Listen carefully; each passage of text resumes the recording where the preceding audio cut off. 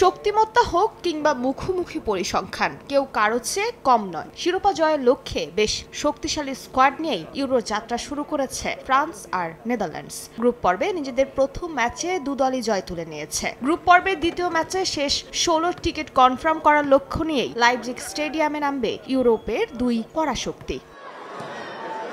দারুণ ছন্দে আছে নেদারল্যান্ডস। সব মিলিয়ে নিজেদের খেলা শেষ 5 ম্যাচের 4টাতেই জয় আছে তাদের, আর হার একটাতে। ফর্মে আছেন ডিপাই ফন ডাইকরা। হ্যামস্ট্রিং ইনজুরিতে থাকায় পোল্যান্ডের বিপক্ষে মাঠে নামতে না পারলেও দলের সঙ্গে অনুশীলনে যোগ দিয়েছেন ব্রায়ান ব্রোরি। তাই গেম প্ল্যান সাজাতে স্কোয়াডের সব সৈন্যকেই পাচ্ছেন কোচ কোম্যান।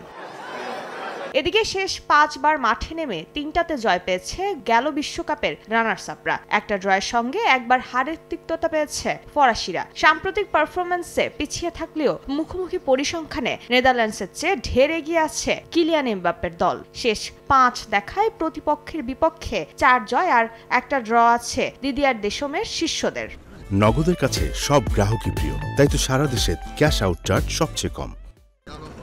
তবে ইনজুরি চিন্তা আছে ফরাসি শিবিরে। অস্ট্রিয়ার বিপক্ষে নিজেদের খেলা শেষ ম্যাচে দলের সবচেয়ে বড় তারকা কিলিয়ান এমবাপ্পে মারাত্মকভাবে নাকে আঘাত পান। নেদারল্যান্ডসের বিপক্ষে ম্যাচে মাস্ক পরে খেলার কথা ফরাসি তারকার। তবে ফ্রান্সের পতাকার আদলে সাদা, নীল আর লাল রঙের মাস্ক পরার কথা থাকলেও বাদ ছেড়েছে উয়েফা। এমবাপ্পেকে এক রঙের মাস্ক পরে মাঠে নামার জন্য নির্দেশনা দিয়েছে ইউরোপিয়ান ফুটবলের অভিভাবকরা।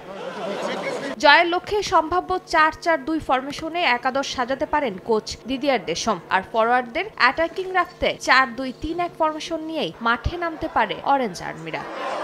ফারজানা জাহান প্রিয়া, সময় সংবাদ।